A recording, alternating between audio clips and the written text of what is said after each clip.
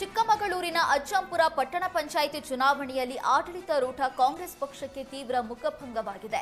ಅಜ್ಜಂಪುರ ಪಟ್ಟಣ ಪಂಚಾಯಿತಿ ಚುನಾವಣೆಯಲ್ಲಿ ಬಿಜೆಪಿ ಭರ್ಜರಿ ಜಯಭೇರಿ ಬಾರಿಸಿದೆ.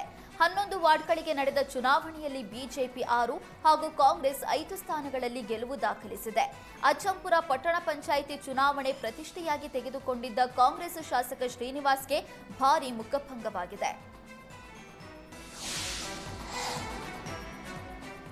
ಮುಸ್ಲಿಂ ಯುವತಿಯನ್ನ ಮದುವೆಯಾಗುವ ಹಿಂದೂ ಯುವಕರಿಗೆ 5 ಲಕ್ಷ ಕೊಡ್ತೇನೆ ಎಂದ ಶಾಸಕ ಯತ್ನಾಳ್ ವಿರುದ್ಧ ದೂರು ಸಲ್ಲಿಕೆಯಾಗಿದೆ. ಕೊಪ್ಪಳ ನಗರ ಠಾಣೆಗೆ ಮುಸ್ಲಿಂ ಮುಖಂಡ ಅಬ್ದುಲ್ ರಜಾಕ್ ದೂರು ನೀಡಿದ್ದಾರೆ. ಕೊಪ್ಪಳದಲ್ಲಿ ಬರ್ಬರವಾಗಿ ಹತ್ಯೆಯಾಗಿದ್ದ ಹಿಂದೂ ಯುವಕ ಗವಿಸಿದ್ದಪ್ಪ ಮನೆಗೆ ಭೇಟಿ ನೀಡಿದ ವೇಳೆ ಮುಸ್ಲಿಂ ಯುವತಿಯನ್ನ ಮದುವೆಯಾಗುವ ಹಿಂದೂ ಯುವಕನಿಗೆ 5 ಲಕ್ಷ ಕೊಡ್ತೀನಿ ಅಂತ ಶಾಸಕ ಯತ್ನಾಳ್ ಹೇಳಿದ್ರು. ಯತ್ನಾಳ್ ಹೇಳಿಕೆಗೆ ಮುಸ್ಲಿಂ ಮುಖಂಡರು ವ್ಯಾಪಕ ಆಕ್ರೋಶ ವ್ಯಕ್ತಪಡಿಸಿದ್ರು. ಇಂದು ಕೊಪ್ಪಳ ನಗರ ಠಾಣೆಗೆ ಆಗಮಿಸಿ ಅಬ್ದುಲ್ ರಜಾಕ್ ದೂರು ನೀಡಿದ್ದು ಯತ್ನಾಳ್ ವಿರುದ್ಧ ಕಠಿಣ ಕ್ರಮ ಕೈಗೊಳ್ಳುವಂತೆ ಆಗ್ರಹಿಸಿದ್ದಾರೆ.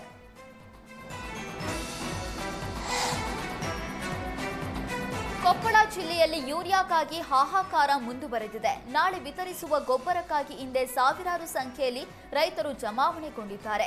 ಬಸವೇಶ್ವರ ವೃತ್ತದ ಬಳಿ ಇರುವ ಸಹಕಾರಿ ಸಂಘದ ಮುಂದೆ ಸಾವಿರಾರು ಸಂಖ್ಯೆಯಲ್ಲಿ ರೈತರು ಕ್ಯೂ ನಿಂತಿದ್ದಾರೆ. ಗೊಬ್ಬರದ ಚೀಟಿ ವಿತರಣೆ ಮಾಡಲಾಗ್ತಾ ಇದ್ದು ರೈತರನ್ನು ನಿಯಂತ್ರಿಸಲು ಪೊಲೀಸರು ಹರಸಾಹಸಪಟ್ಟಿದ್ದಾರೆ. ಖುದ್ದು ಎಸ್ಪಿಎ ಮೈಕ್ ಹಿಡಿದು ರೈತರು ಸಹಕಾರ ನೀಡಬೇಕು ಅಂತ ಮನವಿ ಮಾಡಿದ್ದಾರೆ.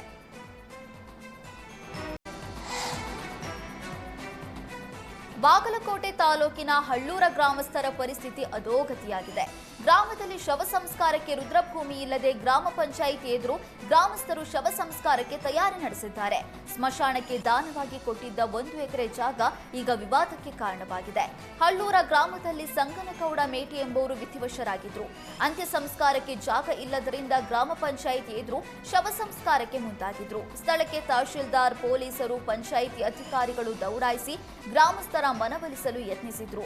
ಈ ವೇಳೆ ಗ್ರಾಮಸ್ಥರು ಹಾಗೂ ಪೊಲೀಸ್ ಅಧಿಕಾರಿಗಳ ನಡುವೆ ವಾಗ್ವಾದ ಉಂಟಾಗಿದೆ. ಗ್ರಾಮ ಪಂಚಾಯಿತಿ ಅಧಿಕಾರಿಗಳು ರುದ್ರಭೂಮಿಗೆ ಜಾಗ ನೀಡ್ತಾ ಇಲ್ಲ ಅಂತ ಗ್ರಾಮಸ್ಥರು ಆಕ್ರೋಶ ಹೊರಹಾಕಿದ್ದಾರೆ. ಸದ್ಯಕ್ಕೆ ವಿವಾದಿತ ಜಾಗದಲ್ಲೇ ಅಂತ್ಯ ಸಂಸ್ಕಾರ ನಡೆಸುವುದಕ್ಕೆ ತೀರ್ಮಾನಿಸಿದ್ದು, ವಿವಾದಿತ ಜಾಗದ ಬಗ್ಗೆ ಕೋರ್ಟ್ನಲ್ಲಿ ವಿಚಾರಣೆ ಬಳಿಕ ಅಂತಿಮ ನಿರ್ಧಾರ ಕೈಗೊಳ್ಳುವುದಕ್ಕೆ ಗ್ರಾಮಸ್ಥರು ನಿರ್ಧರಿಸಿದ್ದಾರೆ.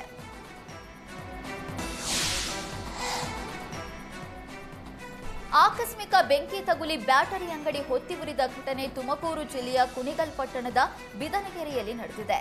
ಆಬಿದ್ ಎಂಬುವರಿಗೆ ಸೇರಿದ ಬ್ಯಾಟರಿ ಅಂಗಡಿಗೆ ಶಾರ್ಟ್ ಸರ್ಕ್ಯೂಟ್ನಿಂದ ಬೆಂಕಿ ತಗುಲಿರುವ ಶಂಕೆ ವ್ಯಕ್ತವಾಗಿದೆ. ಬೆಂಕಿ ಅವಘಡದಲ್ಲಿ ಅಂಗಡಿಯಲ್ಲಿದ್ದ ಲಕ್ಷಾಂತರ ಮೌಲ್ಯದ ಬ್ಯಾಟರಿಗಳು ಬೆಂಕಿಗಾಹುತಿಯಾಗಿವೆ. ಅದೃಷ್ಟವಶಾತ್ ಯಾವುದೇ ಪ್ರಾಣಹಾನಿಯಾಗಿಲ್ಲ. ಘಟನಾ ಸ್ಥಳಕ್ಕೆ ಅಗ್ನಿಶಾಮಕ ಸಿಬ್ಬಂದಿಗಳು ದೌಡಾಯಿಸಿದ್ದು ಬೆಂಕಿ ನಂದಿಸುವಲ್ಲಿ ಹರಸಾಹಸ ಪಟ್ಟಿದ್ದಾರೆ. ಕುಣಿಗಲ್ ಪೊಲೀಸ್ ಠಾಣಾ ವ್ಯಾಪ್ತಿಯಲ್ಲಿ ಘಟನೆ ನಡೆದಿದೆ.